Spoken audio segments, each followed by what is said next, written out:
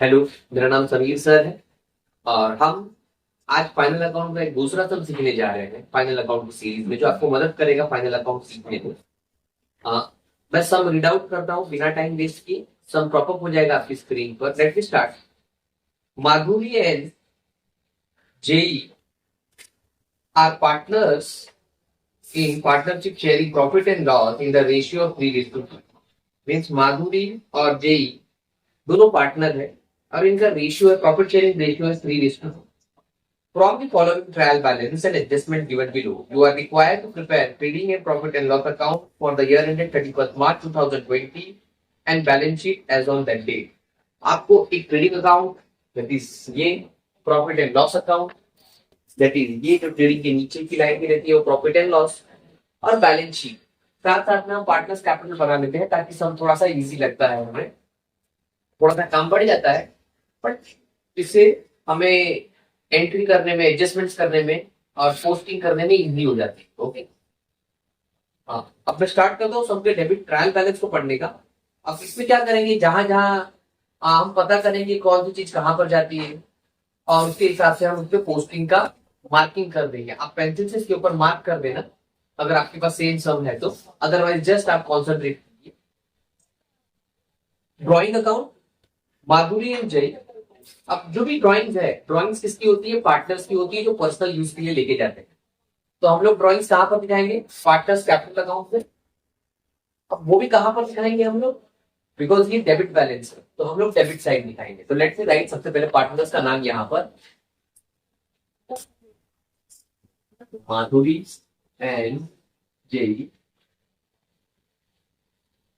माधुरी and ये। Okay, तो हम लोग जैसे डेबिट वाली चीजें डेबिट में जाती है, ट्रायल बैलेंस की डेबिट साइड में जो भी चीजें रहेगी वो डेबिट साइड में ही जाएगी। तो ड्रॉइंग पार्टनर से रिलेटेड है, मतलब पार्टनर्स कैपिटल अकाउंट। अब डेबिट जाएगी या क्रेडिट, तो डेबिट वाली चीजें डेबिट ही जाएगी, तो मीन्स यहाँ पर जाएगी डेबिट वाली चीजें।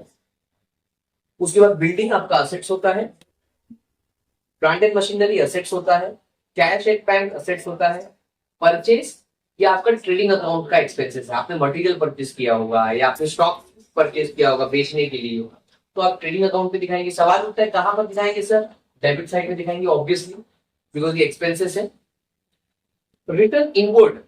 अब रिटर्न इनवर्ड मतलब क्या? ये आपका सेल्स रिटर्न है। अगर डेबिट साइड में कोई रिटर्न दिया हो, इनवर्ड वर्ड को हटा दीजिए 2 मिनट के लिए, आप समझिए कि डेबिट साइड में कोई सेल्स रिटर्न दिया हो तो डेफिनेटली वो सेल्स रिटर्न होगा, बिकॉज सेल्स खुद एक क्रेडिट बैलेंस होता है, तो उसका रिटर्न हमेशा अपोजिट अवेलेबल रहेगा, डेबिट साइड में उसका रिटर्न अवेलेबल रहेगा। तो ये सेल्स रिटर्न है। मीन्स तो क्या करेंगे हम? सेल्स से माइनस करेंगे, सिंपल। फिर कैरियज।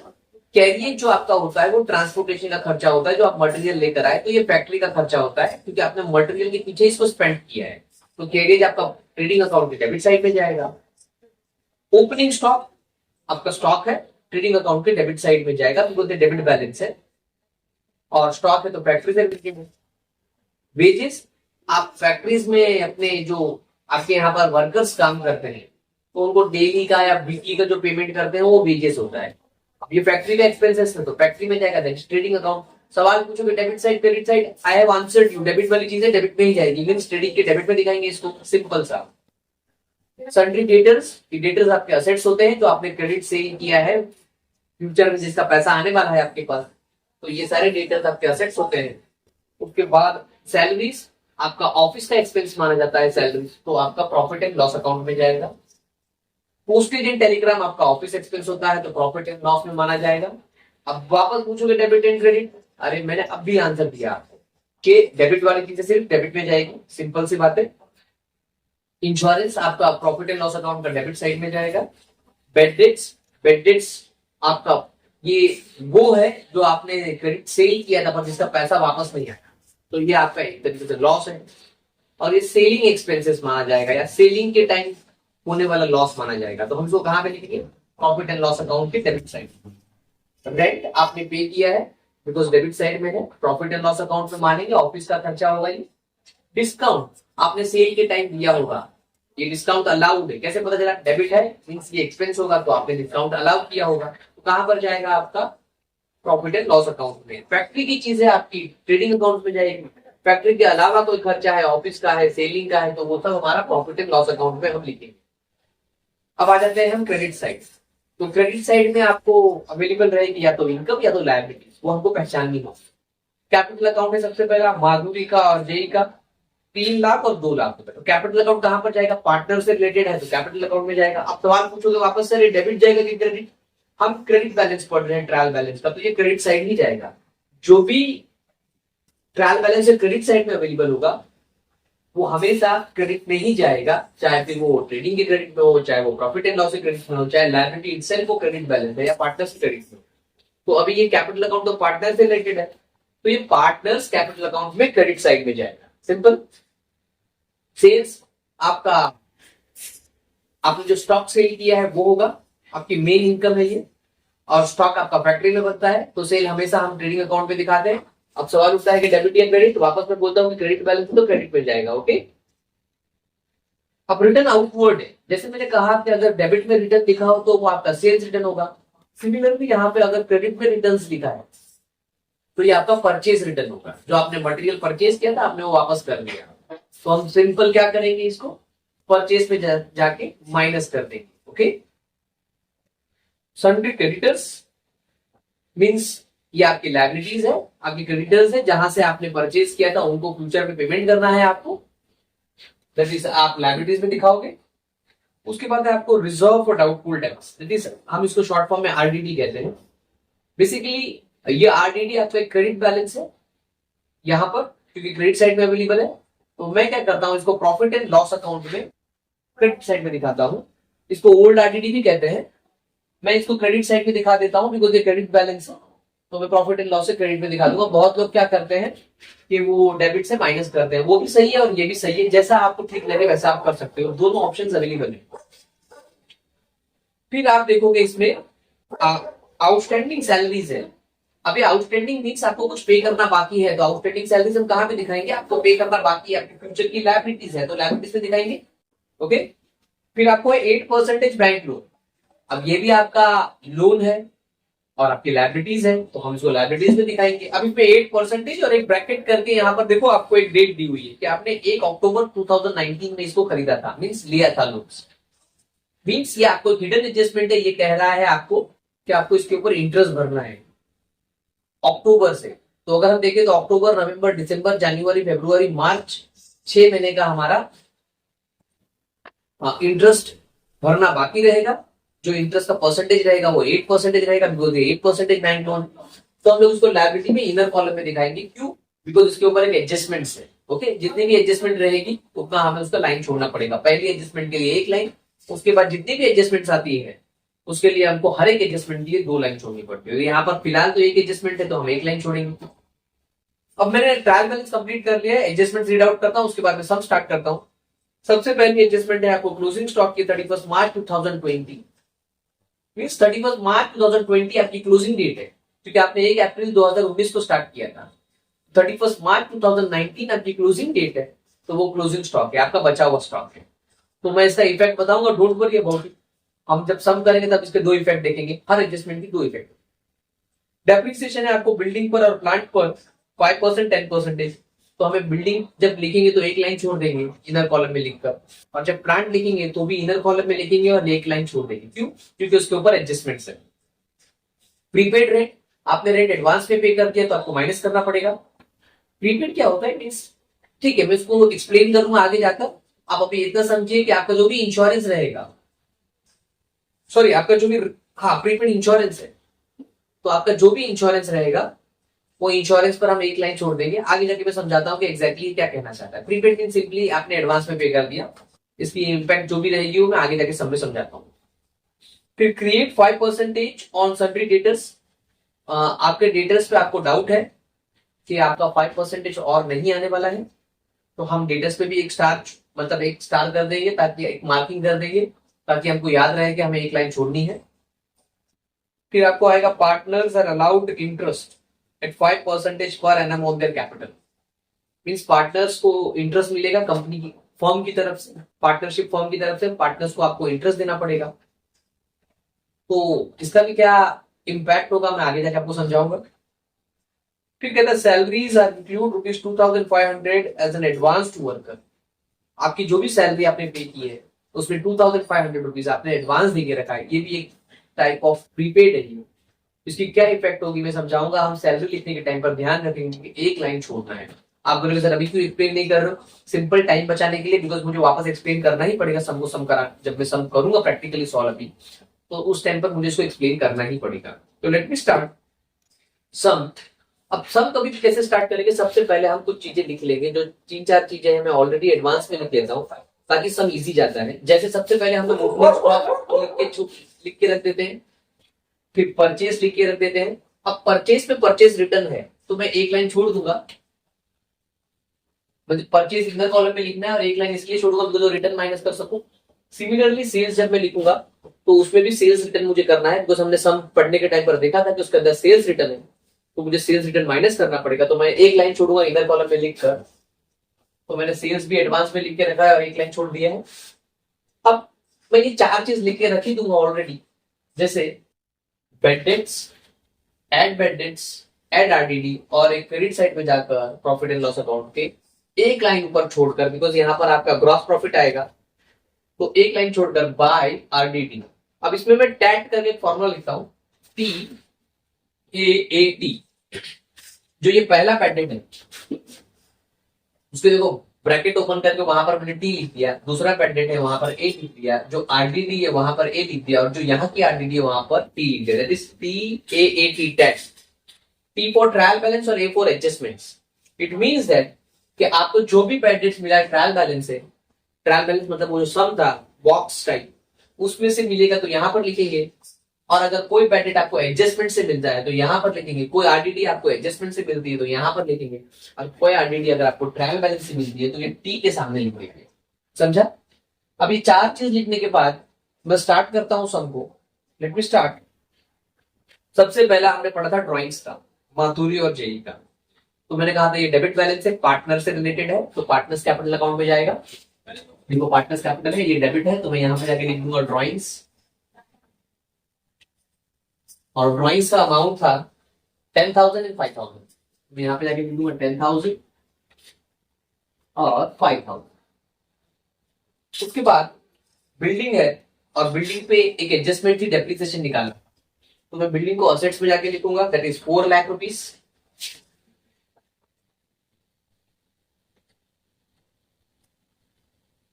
और इनर कॉलम में लिखने का कारण ये है और एक लाइन छोड़ने का कारण ये है बिकॉज उसके ऊपर एक एडजस्टमेंट है, दैट इज द रीजन। उसके बाद प्लांट एंड मशीनरी है 1,20,000 की, तो इसको भी जाकर मैं एसेट्स में लिखूंगा, बट इसको इनर कॉलम में लिखूंगा सिमिलरली बिकॉज उसके ऊपर भी एक एडजस्टमेंट था, हमने रीड किया था।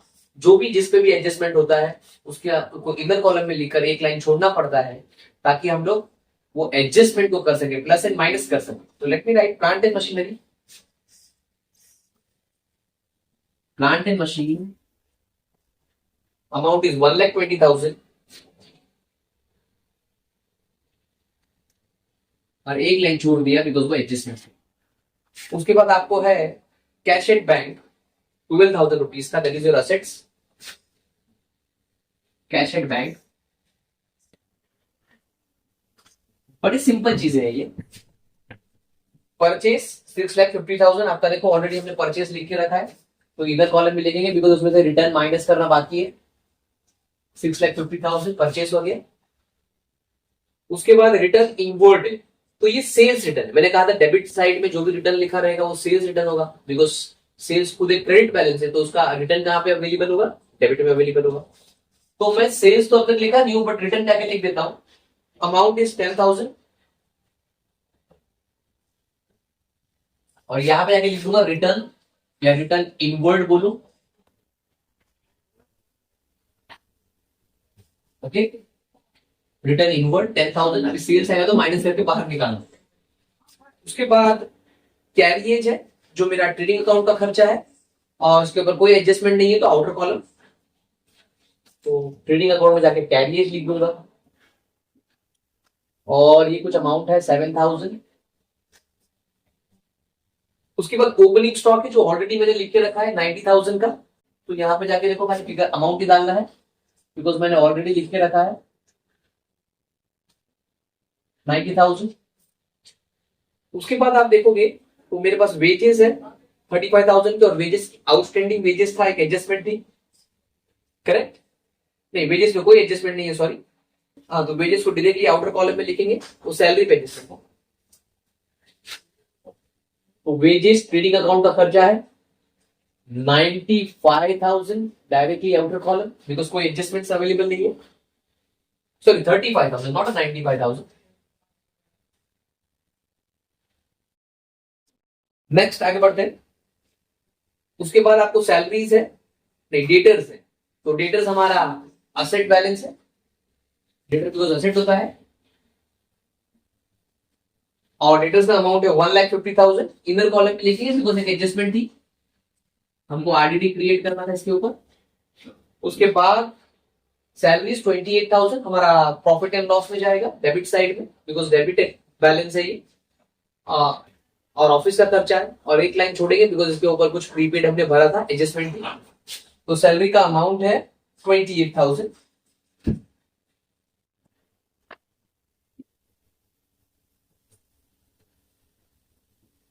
इनर कॉलम में इसलिए लिखा है बिकॉज एक एडजस्टमेंट है। पोस्टेज एंड टेलीग्राम कोई एडजस्टमेंट नहीं है, 4,000 का बैलेंस है, डायरेक्टली प्रॉफिट एंड लॉस में आउटर कॉलम।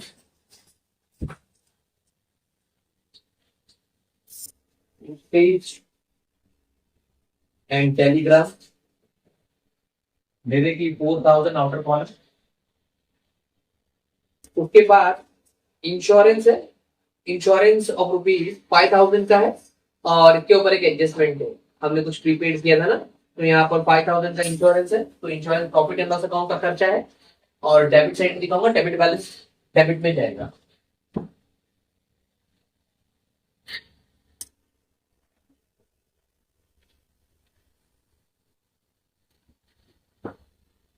इधर कॉलम में दिखाया बिकॉज इसके ऊपर एडजस्टमेंट 5,000 अमाउंट। बेड डेट्स, देखो ये जो बेड डेट्स है हमको ट्रायल बैलेंस से मिल रहा है, बॉक्स से मिल रहा है ना। तो ये बेड डेट देखो हमने ऑलरेडी लिख के रखा है। तो ये बेड डेट कहां से मिला हमको? ट्रायल बैलेंस से। तो यहाँ पे दो बेड डेट है, एक सी वाला एक ए वाला। तो डेफिनेटली ये ट्रायल बैलेंस से मिला हुआ है, तो हम टी के सामने लिखेंगे 3,000 रुपीज।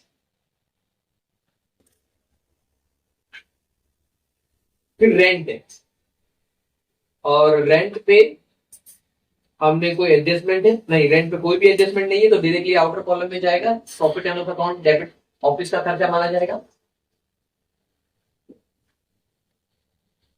ये हमारा ऑफिस का खर्चा है, इसलिए मैंने इसको प्रॉफिट एंड लॉस अकाउंट में लिखा, और अमाउंट है 4,000 रुपीज। डिस्काउंट हमारा प्रॉफिट एंड लॉस का खर्चा है, बिकॉज सेलिंग एक्सपेंस है, डेबिट बैलेंस है, तो डेबिट साइड में जाएगा प्रॉफिट एंड लॉस पे। अमाउंट है 1,200 रुपीज, और कोई एडजस्टमेंट नहीं है, तो आउटर कॉलम।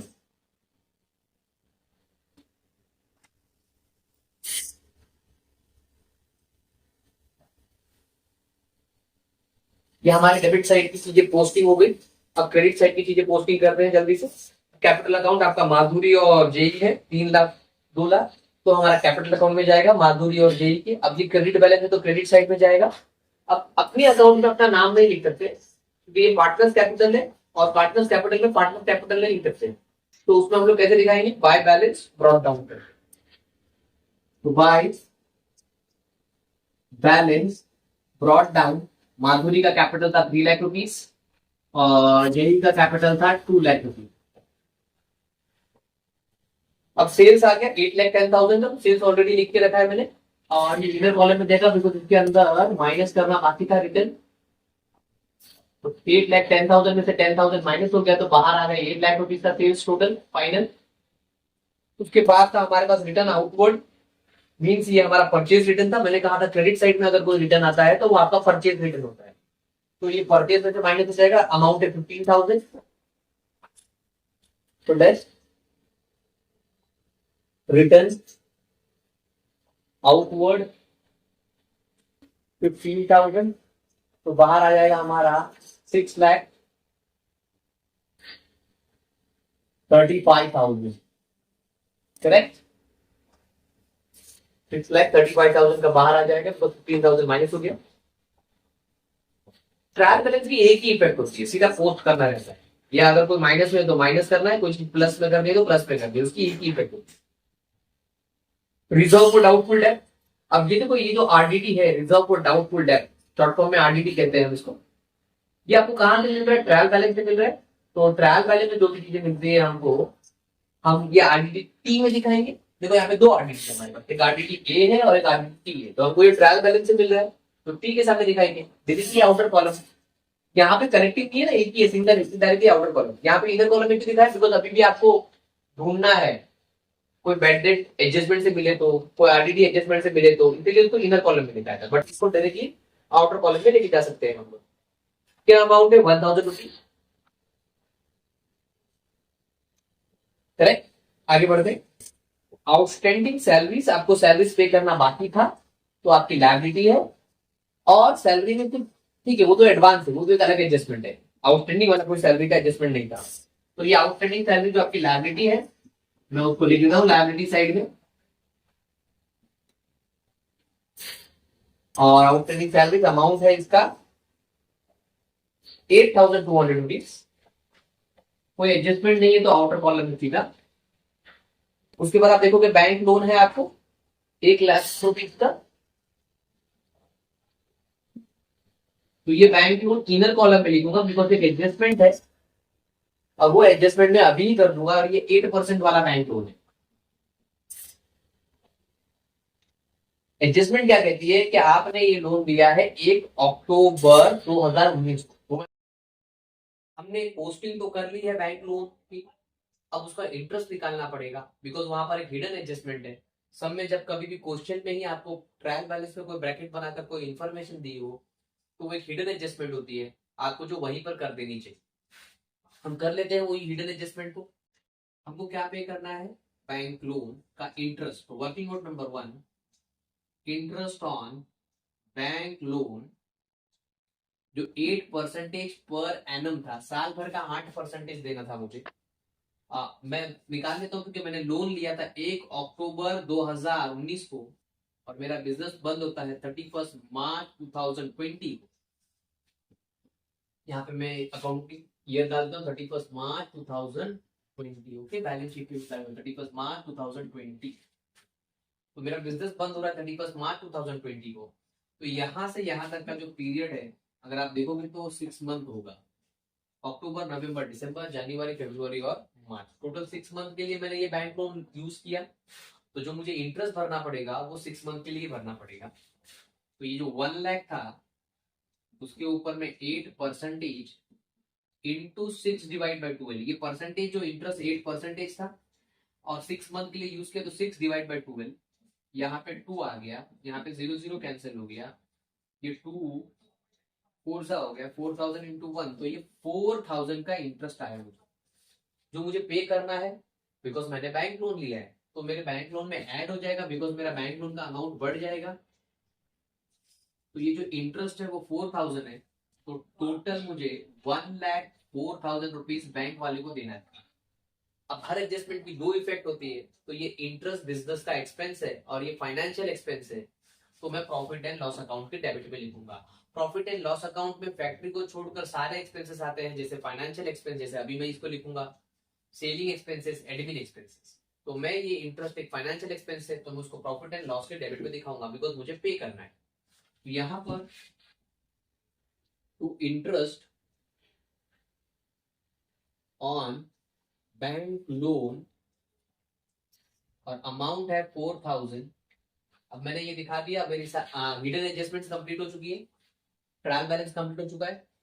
जल्दी से चलते हैं हम लोग पहली एडजस्टमेंट पर। एडजस्टमेंट नंबर 1 कहती है कि आपके पास 31 मार्च 2020 को 1,10,000 रुपए का क्लोजिंग स्टॉक था। 31 मार्च 2020 का मतलब होता है वो आपका बचा हुआ स्टॉक है बिकॉज वो आपकी क्लोजिंग डेट है। तो क्लोजिंग डेट पर जो स्टॉक दिया है उसे हम क्लोजिंग स्टॉक कहते हैं। अब ये स्टॉक है आपका, आप अगले साल वापस इसको बेचकर पैसा कमाओगे तो ये आपका असेट होता है, तो मैं जाके असेट्स में लिख दूंगा क्लोजिंग स्टॉक 1,10,000 रुपए। अब हमेशा याद रखो कि असेट आपका डेबिट बैलेंस होता है, असेट आपका डेबिट बैलेंस होता है। आपने क्लोजिंग स्टॉक असेट में लिखा है मतलब आपने एक डेबिट इफेक्ट दे दी। और हर एडजस्टमेंट की दो इफेक्ट होती है, अगर ये क्लोजिंग स्टॉक की वो डेबिट इफेक्ट हो चुकी है तो अगली क्रेडिट इफेक्ट होनी चाहिए। अब क्रेडिट इफेक्ट कहां पर होगी, बिकॉज स्टॉक फैक्ट्री में होता है तो फैक्ट्री के लिए ट्रेडिंग अकाउंट होता है, तो ट्रेडिंग अकाउंट के क्रेडिट में जाएंगे, बिकॉज वहां पर हम एक डेबिट इफेक्ट दे चुके हैं। तो हम जाके फैक्ट्री अकाउंट मतलब ट्रेडिंग अकाउंट में जाके बाय क्लोजिंग स्टॉक 1,10,000 का लिख देंगे, और ये हमारे दोनों इफेक्ट खत्म हुए। हर एडजस्टमेंट की 2 इफेक्ट होती है।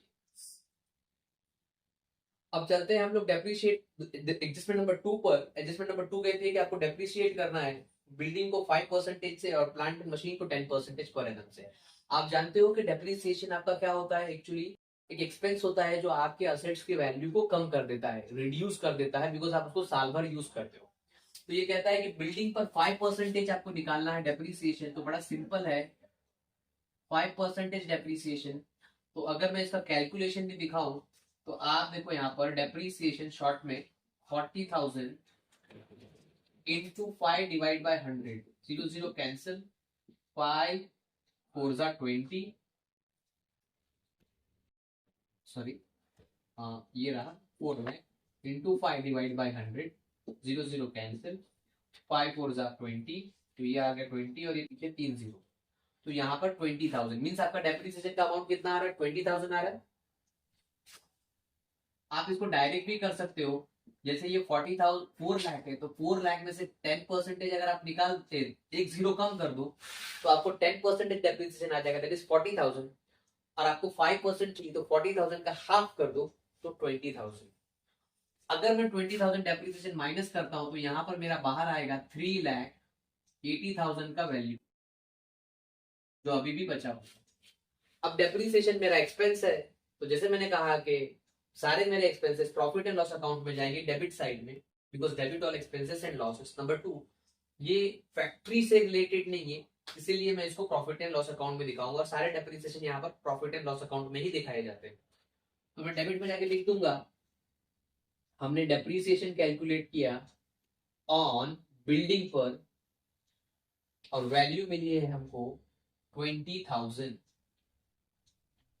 उसके बाद सिमिलरली मुझे डेप्रिसिएशन देना है 10% प्लांट एंड मशीनरी। तो वापस मैं मेरी वैल्यू की रिडक्शन करूंगा 10% से डेप्रिसिएशन। अब मैंने अभी बताया कि आपको डायरेक्ट देना है तो डायरेक्टली आप एक फिगर कम कर दो, तो 1,20,000 में से अगर मैं एक फिगर कम कर दूं, तो एक मतलब एक जीरो कम कर दूं, तो यहाँ पर आपका 12,000 डेप्रिसिएशन आ जाएगा। अगर मैं 12,000 डेप्रिसिएशन आपका माइनस करता हूँ तो बाहर आपको आएगा 1,08,000 रुपीज जो बचे हुए रिमेनिंग अमाउंट है। और सिमिलरली ये डेप्रिसिएशन वापस आपका एक्सपेंस है, तो आपका प्रॉफिट एंड लॉस अकाउंट के डेबिट साइड में चला जाएगा, बिकॉज सारे डेप्रिसिएशन हम प्रॉफिट एंड लॉस के डेबिट में दिखाते हैं, बिकॉज ये हमारा एक्सपेंस है। तो वापस लिख दूंगा मैं to depreciation on plant and machinery, और अमाउंट है हमारे पास 12,000। लिख दिया मैंने, मेरी 2 एडजस्टमेंट कंप्लीट हो गई। एडजस्टमेंट नंबर 3 पर चलते हैं। एडजस्टमेंट नंबर 3 कहती है कि आपने एक इंश्योरेंस का अमाउंट प्रीपेड कर दिया। प्रीपेड मीन्स आपने एक्स्ट्रा पे कर दिया। अकाउंट कहता है कि आप कुछ भी एक्स्ट्रा पे नहीं कर सकते, तो जो भी एक्स्ट्रा पे किया है आपको माइनस करना पड़ेगा। तो आपने प्रीपेड कर दिया है इंश्योरेंस का अमाउंट 1,500 रुपीज से। तो ये इंश्योरेंस था, उसमें 1,500 रुपीज आपको माइनस करना पड़ेगा, बिकॉज आपने एक्स्ट्रा पे कर दिया। तो यहाँ पे मैं प्रीपेड लिख दूंगा कि बाबा मैंने एक्स्ट्रा पे कर दिया था। अकाउंट कहता है कि आप कुछ भी एक्स्ट्रा नहीं एक्सपेंसेस दिखा सकते जो आपने फ्यूचर का पे किया हो, तो मैंने हटा दिया। तो जब मैं हटाऊंगा तो बाहर मुझे आएगा 3,500 रुपीज जो एग्जैक्टली इस साल का है। अब इसकी दूसरी इफेक्ट भी देनी पड़ेगी, बिकॉज ये एडजस्टमेंट से मिला हुआ है। तो देखो, हम हमारा जो पैसा होता है कैश बैलेंस या कैश बैंक में हो या हमारे पास हो, मतलब बिजनेस में हो, तो हम दोनों हम असेट्स पे दिखाते हैं।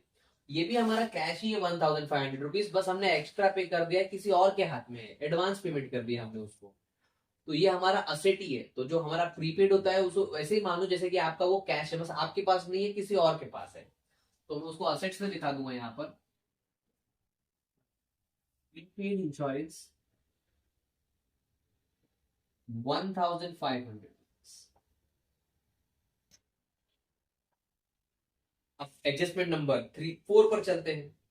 कहता है कि 5% आपको डेटर्स पर आरडीडी निकालनी है। आरडीडी मीन्स व्हाट, कि आपका रिजर्व फॉर डाउटफुल डेब्ट है। कि आपको जो पैसा आने वाला था, आपको डाउट है कि उसमें से उतना पैसा नहीं आएगा, तो उसको हम आरडीटी कहते हैं। तो हम देखो डेटर पे आरडीटी निकालेंगे, ये रहा डेटर्स, उसमें 5% आरडीटी। अभी डायरेक्ट कैलकुलेशन कर लेते हैं। जैसे कि मैंने बताया था 10,000 निकालना है, तो आप यहाँ से एक जीरो कम कर दोगे, मतलब 1,50,000 में से अगर 10% निकालना है तो 15,000 होगा। तो 15,000 का आधा कर दो तो आपको 5% मिल जाएगा, दैट इज 7,500।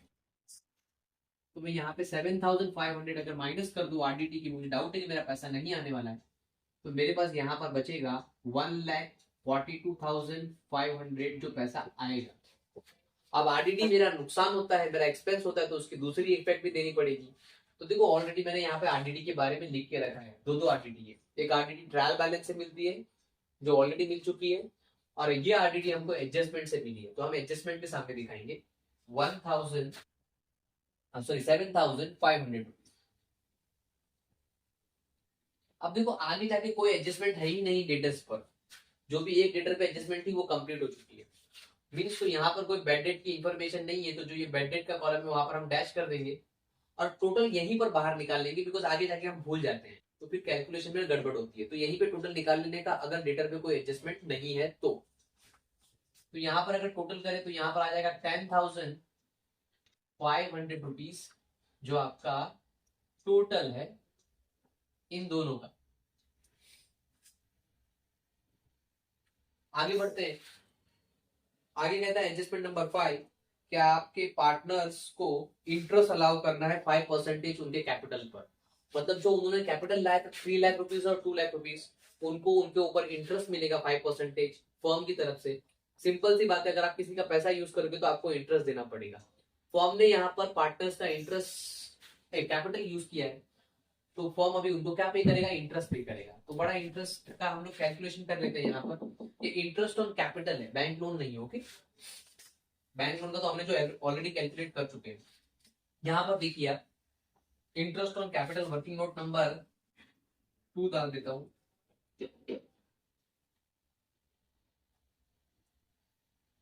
पहला पार्टनर कौन है, माधुरी है। उसका कैपिटल कितना था, 3 लाख रुपीज। 3 लाख पे 5% है, कैंसिल। यहाँ पर आ गए ये 15, तो 15,000 रुपए माधुरी को मिलेगा फर्म की तरफ से। फिर जिसका कैपिटल था 2 लाख रुपीज, 5%, 0 0 कैंसिल। यहां पर आ गया 10, मीन्स 10,000 रुपीज का इंटरेस्ट मिलेगा। अब दोनों को मिला के टोटल फर्म को कितना पड़ रहा है, 25,000 रुपए का इंटरेस्ट पे करना पड़ रहा है, जो फर्म के लिए तो नुकसान है, एक्सपेंसेस है, बिकॉज फर्म को तो पे करना पड़ेगा।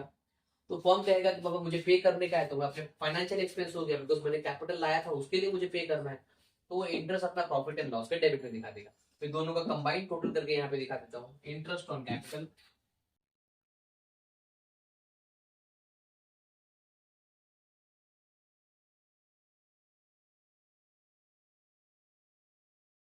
$25,000। अब ये एक इफेक्ट हुई, और एक इफेक्ट कहां पर हुई, डेबिट में हुई, प्रॉफिट एंड लॉस के डेबिट साइड में हुई।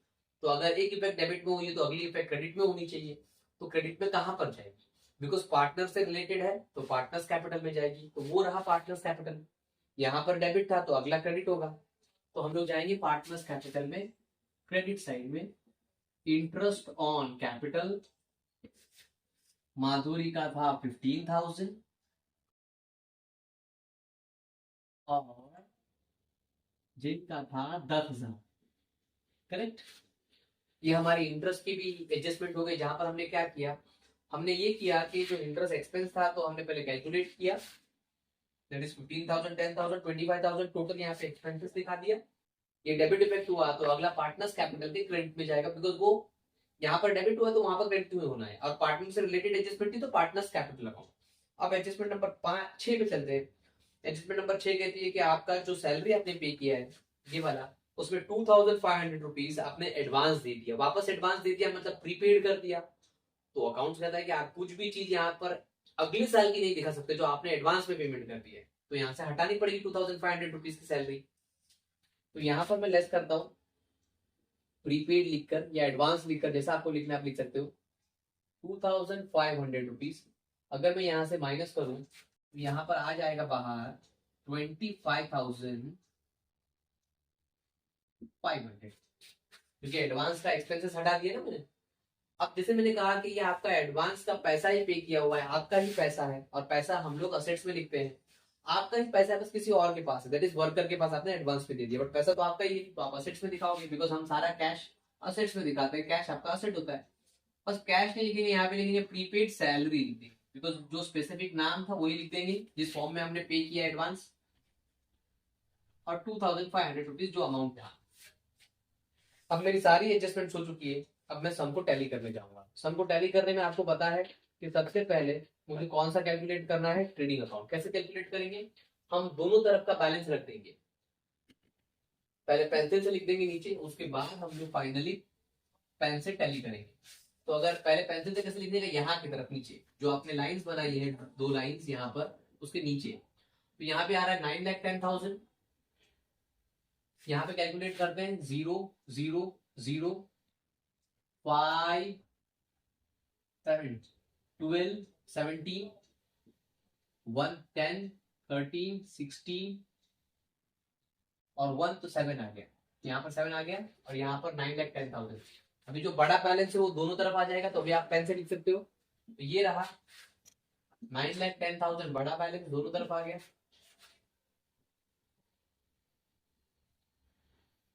छोटा बैलेंस माइनस कर देंगे, तो यहाँ पर आ जाएगा 0 0 0, यहाँ पर 10 लिए तो हो गए 3, यहाँ पर आप वापस 10 लिए तो बचे 4, यहाँ पर 8 बच गए, तो यहाँ पर बच गया 1, तो 1,43,000 आपका आ गया। अब इसको क्या कहेंगे, बिकॉज आपका क्रेडिट बैलेंस ज्यादा था, आपका सेल ज्यादा था, आपको इनकम हुई, तो इसको हम ग्रॉस प्रॉफिट कहेंगे। ओके, तो ग्रॉस प्रॉफिट हमने निकाला,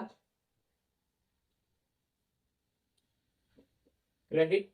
अब ये जो भी ग्रॉस प्रॉफिट है आपका, उसमें अभी और भी आपके ऑफिस एक्सपेंसेस माइनस करने हैं, सेलिंग एक्सपेंस माइनस करने हैं, फाइनेंशियल एक्सपेंस माइनस करने हैं, अदर इनकम ऐड करनी है, इसीलिए अब ये ग्रॉस प्रॉफिट यहां से डेबिट से क्रेडिट में आ जाएगा आपके प्रॉफिट एंड लॉस अकाउंट में। Second step, by gross profit brought down, वहां पे निकाला तो कैरिड डाउन, वहां पे से लेकर आए तो ब्रॉट डाउन 1,43,000।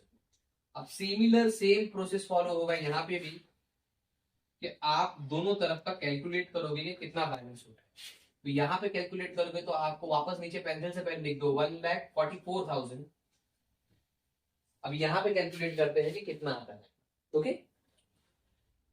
तो यहाँ पे कैलकुलेट करोगे तो 0,0,0,0,0 ये वापस 0,0,0,0,0 और यहाँ पर है आपको 5 10 10 और ये 15 15 16 17 17 का 7 और आपको 1 आ गया इधर, तो हो गए 6 और ये 10 10 और 13 17 18 18 और 4 22 23 24 25 26, तो ये 26 हो गया, 2 कैरी हो गए, यहां पर आ गया 3 4 5 6 7 8 9 10,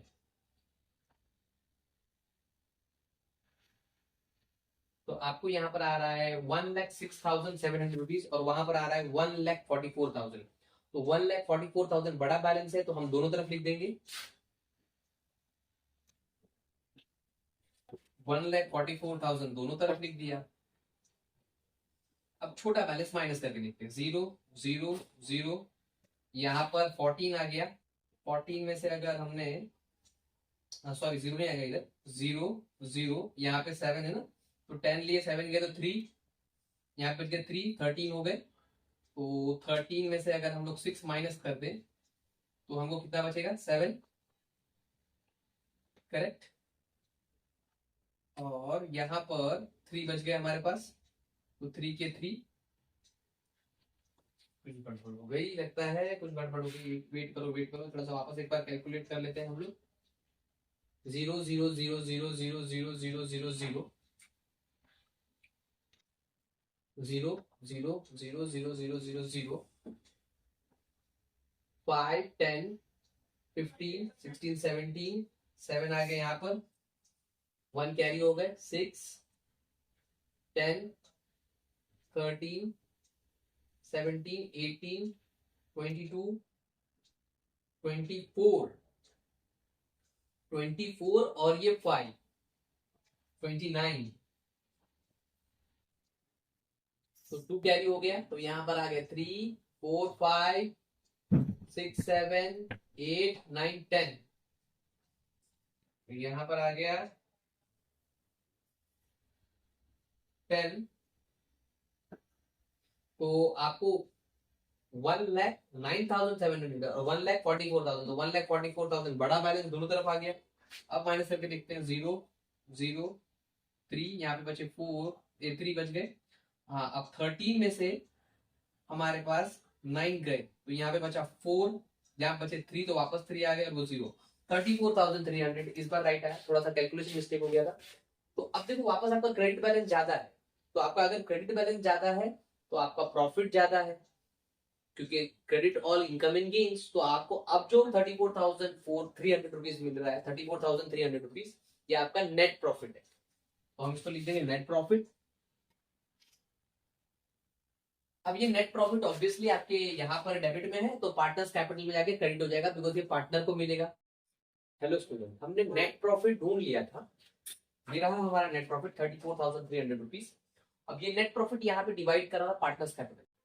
मुझे कुछ काम आ गया था, इसलिए मैंने वहां पर ये वीडियो को रोक दिया था, फिर नए वीडियो से कनेक्ट करके आज जो नया वीडियो बना रहा हूँ उसमें कनेक्ट करके इस सम को कंप्लीट कर दूंगा। तो हमने नेट प्रॉफिट ढूंढ लिया था 34,300 रुपीज। अब क्या होगा, ये डेबिट में निकाला है, तो ये नेट प्रॉफिट फाइनल प्रॉफिट हमारे पार्टनर्स कैपिटल में जाके क्रेडिट में चला जाएगा और ऐड हो जाएगा पार्टनर से, बिकॉज ये उनका प्रॉफिट है तो उनको ऐड हो जाएगा। यहाँ पे डेबिट है तो वहां पर क्रेडिट। बट डिवाइड करने से मतलब ऐड करने से पहले हमको उसको डिवाइड करना पड़ेगा उसके रेशियो में, जो रेशियो हमने बताया गया था 3:2। तो आइए हम ये 34,300 को यहाँ पर एक बार कैलकुलेट करके देख लेते हैं। मैं यहीं पर कैलकुलेशन करता हूँ, आपको यहाँ पर नहीं करना है, आप जानते हो, जस्ट एक रफ कैलकुलेशन में कर रहा हूँ। तो सबसे पहला माधुरी है, तो माधुरी को 34,300 में से इंटू 3 और 3:2 है ना, तो टोटल 5, तो मीन्स ये 5 नीचे चला जाएगा। अब सबसे पहले मैं इसको डिवीजन कर देता हूँ, उसके बाद में मल्टीप्लाई कर दूंगा। यहाँ पर 5 6 30, 4 बच गए, तो यहाँ पर हो गए 43। तो 5 8 40, अब 3 बच गए तो हो गए 30। 5 6 30 और ये 0 ऊपर आ गया। अब इसको मैं मल्टीप्लाई कर देता हूँ, ये हो गया 3 इंटू 0 0 और ये आ गया 18, 1 इधर आ गए, 24 25 और 2 इधर आ गए, तो ये 18 और ये 20, तो 20,580 हमें माधुरी का मिल गया। तो मैं जाके ऐड कर दूंगा यहाँ पर लिखकर, बिकॉज वहां पे डेबिट में था नेट प्रॉफिट, तो यहाँ पर क्रेडिट में आ जाएगा। By net profit brought down 20,580। अब मुझे माधुरी का मिल चुका है 20,580, तो मैं टोटल में से माइनस कर दूंगा इसको, तो मुझे किसका मिल जाएगा, बचे हुए जेई का, दूसरा पार्टनर। देखो मैं ये 20,580 टोटल में से माइनस करता हूँ, टोटल प्रॉफिट कितना था 34,300। अगर इसमें से मैं माइनस कर दूं तो 0, यहाँ पे बचा 2, यहाँ पे 2 मीन्स यहाँ पर 1 यहाँ पे हमने ले लिया, तो यहाँ पे बचा 2, 12 में से 5 गए तो 7। अब यहाँ पर बचा हमारे पास 3, तो वापस 3 का 3 नीचे आ गया और ये बचा 1, तो 13,720 हमारा जेई का प्रॉफिट। तो मैं उसको डिस्ट्रीब्यूट कर देता हूँ, 13,720। हमने क्या किया, हमने जो नेट प्रॉफिट था उसको डिवाइड किया 3:2 में। तो पहले मैंने माधुरी का निकाल लिया, दैट इज 20,580 मिला। उसके बाद मैंने जो माधुरी का था वो टोटल प्रॉफिट में से माइनस कर दिया, तो बच गया जेई का मिल गया। तो मैंने दोनों प्रॉफिट ऐड कर दिया। अब नेक्स्ट स्टेप क्या होगा, अब नेक्स्ट स्टेप ये होगा कि हमको पार्टनर्स कैपिटल टैली करना पड़ेगा। आ जाइए टैली कर लेते हैं उसे। सेम प्रोसेस, दोनों में से बड़ा बैलेंस कौन सा होगा, 100% बड़ा बैलेंस आपका क्रेडिट साइड का होगा, बिकॉज वहां पर ज्यादा बैलेंस है। तो मैं डायरेक्टली लिख देता हूँ, यहाँ पर आ रहा है 3,35,580, यहाँ पर आ रहा है 2,23,720। अब जो दो बड़ा बैलेंस है मैं उसको यहाँ पे लिख देता हूँ, डेबिट बैलेंस 3,35,580 2,23,720। अब उसमें से छोटा बैलेंस माइनस करता हूँ, 10,000 माइनस करूंगा तो यहाँ पे आएगा 3,25,580। और यहाँ पर जो 5,000 है वो माइनस कर दूंगा, तो यहाँ पे आएगा 2,18,720। इसे क्या कहेंगे, बैलेंस कैरिड डाउन कहेंगे। ओके, अब ये कहां पे निकला, डेबिट, तो अगला स्टेप होगा इसका क्रेडिट, दैट इज कैपिटल। ये डेबिट था, अगला स्टेप क्रेडिट। क्रेडिट कौन सा होता है, लायबिलिटीज है, क्रेडिट बैलेंस है, एसेट इज डेबिट बैलेंस। तो मैं यहाँ पे जाके लिख दूंगा कैपिटल, क्योंकि हम लोग कैपिटल अकाउंट से आ रहे हैं, तो यहाँ पे कैपिटल लिख दिया। और माधुरी और यही माधुरी का कैपिटल अकाउंट अमाउंट है 3,25,580। और जेई का है 2,18,720। अब इसको टोटल कर दे, बाहर निकाल ले, 0,0,1 आ गए, तो यहाँ पे 6 और ये 13 हो गए, वापस 1 इधर आ गए, तो ये हो गया 6 और 8 14 हो गए, 1 आ गया इधर, तो ये हो गया आपका 3 और 1 4, और ये 5, तो 5,44,300। अब हम बैलेंस शीट को टैली कर देंगे। अगर बैलेंस शीट के दोनों तरफ असेट और लायबिलिटी का बैलेंस टैली होता है तो हमारा सम कंप्लीट हो गया, अदरवाइज नहीं कंप्लीट होता है तो कुछ एरर है। एरर क्या हो सकती है, मे बी कैलकुलेशन में या कोई एडजस्टमेंट में वो ढूंढनी पड़ती है। ओके, देख लेते हैं। अगली बात है, मैं ये सारा कैलकुलेशन, मीन्स कैलकुलेशन तो कम से कम मैं कैलसिस में करूंगा बिकॉज आपका टाइम बचेगा, बट आपको एचएससी स्टूडेंट को ये हैंड से करना है। तो फिलहाल तो मैंने हाथ से कर रहा, बट नेक्स्ट टाइम टाइम बचाने के लिए maybe I will use calci. तो चलो हम कर लेते हैं, कंप्लीट कर लेते हैं। 0,0,0,0,0,5,